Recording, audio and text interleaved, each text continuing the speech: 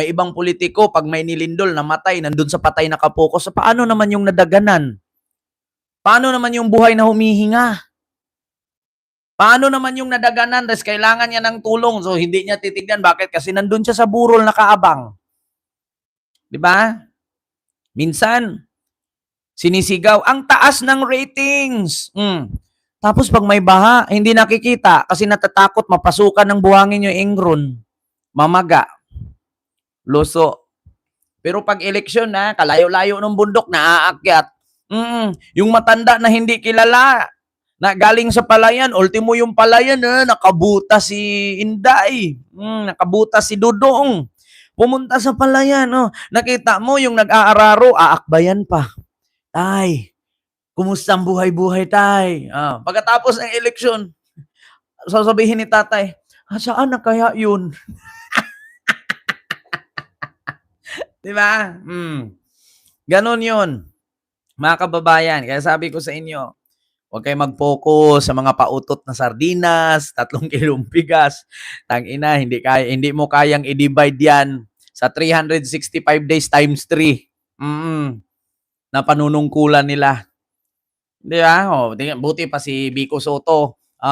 Kahit saang iskinita, makikita mo. Nag-iikot kada umaga. Di ba? Nag-iikot si Vico. Real talk si Vico, nag-iikot yan kada umaga. Di ba? Parang-klaro. Eto pa. Naku, mga kababayan. Ano nga ba yan? Yung sunod nating pag-uusapan, mga kababayan, ay eto na nga. Naku po, bakit? Mga kababayan, si PBBM, naku, patay tayo dyan. Kung naalala nyo mga kababayan, si PBBM noon ayaw mangialam sa impeachment. Kasi sabi ni PBBM, hayaan na natin yung mga kongresista dyan. Hayaan na natin yung mga senador dyan. Trabaho nila yan. Pero ngayon mga kababayan, si BBM mismo nagsabi, dapat managot si Sara. Dapat makonvict yan sa paglustay ng confidential fund niya. Siya ang mastermind. Mga kababayan, si PBBM kumbinsidong-kumbinsido na si Sara Duterte ang mastermind. Na, sabi ko nga sa inyo mga kababayan, wala na, finish na. Sabi ko sa inyo, kung naalala niyo noon si Digong, pag sinabi ni Digong, ikaw, Philippine Airlines, pag hindi ka nagbayad, ipapasara ko talaga yung airport na yan. 6 billion yung utang mo. Pag hindi mo bayaran, isara ko talaga yan. Si Lucio Tan, nagkanda utin-utin, nagkanda tikluhod, kakabayad ng 6 billion. Sabi naman ni Digong isa, kayong ABS-CBN, yung aking ads, hindi nyo iplini. Tapos, ibinalik nyo sa akin yung bayad ko. Kung ako sa inyo, ipagbenta nyo na lang yan, kaya ipapasara ko talaga yan. Sabi ni Digong, ngayon, mga kababayan, pakinggan natin ang reaksyon ng palasyo patungkol sa banat ni Sara Duterte. Sinagot ng palasyo, mga kababayan. Naku, patay tayo dito. Pakinggan natin. Mastermind daw si Sara. Klarong-klaro. Maliwanag pa sa sikat ng bunbuna ni Marcoleta na si Sara ang mastermind sa nakawan sa confidential fund niya. Pakinggan nyo Ay, nako, Ginoo. On the statement of Vice President Sara Duterte. Earlier this morning, she posted a statement on her social media account. She said that dapat daw ibatay dun sa mga ebidensya yung mga inirereklamo sa kanya. Prove it with evidence, not insults, speculation, and political theatrics. What do you think about this statement? Gaano ba kabigat sa tingin po ninyo yung mga ebidensyang inilalatag sa kanya sa impeachment court?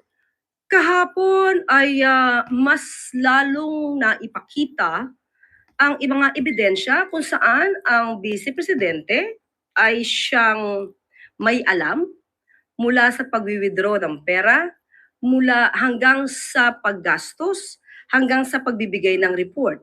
So lahat ng activities patungkol dito sa confidential funds ay inamin mismo ng kanyang tauhan sa katauhan po ni Mr. Limuel Ortonio na lahat ng ito ay alam ng Vice Presidente.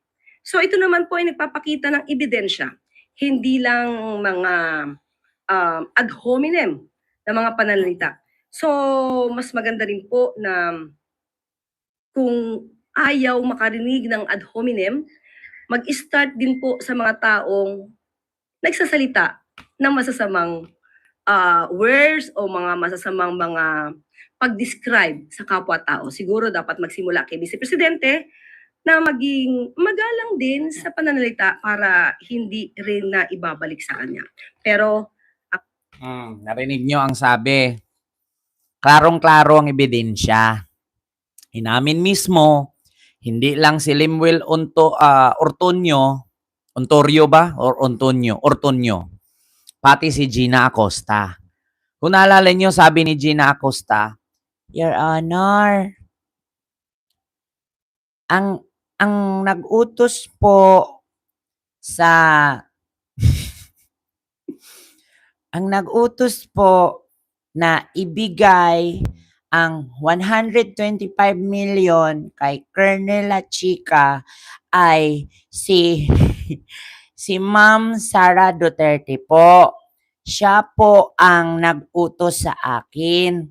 Tapos, siya din po ang nag-guide sa akin na mag-withdraw sa bangko, Your Honor.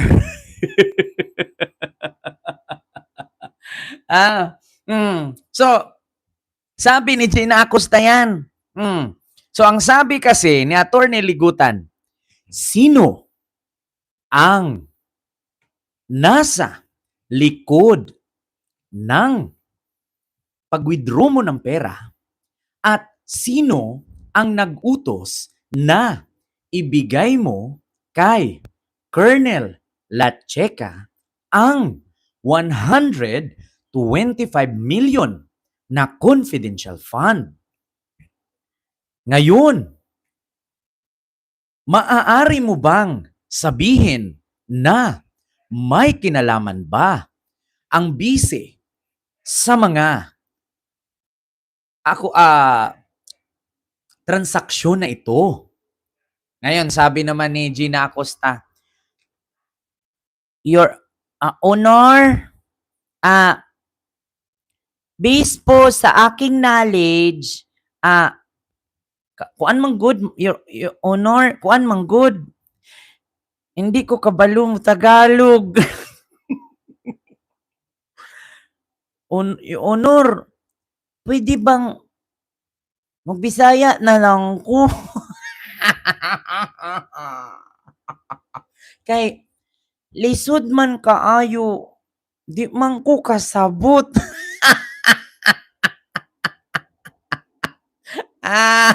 Giahak. Ngayon, sabi ni Erwin Tulfo, parang niluloko na lang tayo dito. Sabi ni Erwin Tulfo. Kasi, based doon sa pinaharap siya sa House of Representatives, Tagalog naman yung mga sinagot niya dito. Sabi niya, upo, tama po. Tapos ngayon, hindi na siya marunong magtagalog. Ginagawa ting tanga dito eh. Klarong-klaro mga kababayan. Maskin yung pangalawa, I have brain po, Your Honor. May utak po ako. Ito, pakinggan natin si Jose Claire Castro. Tasyo at ang Pangulo hindi po tinotolerate ang mga salitang mapanira at mga ad hominem.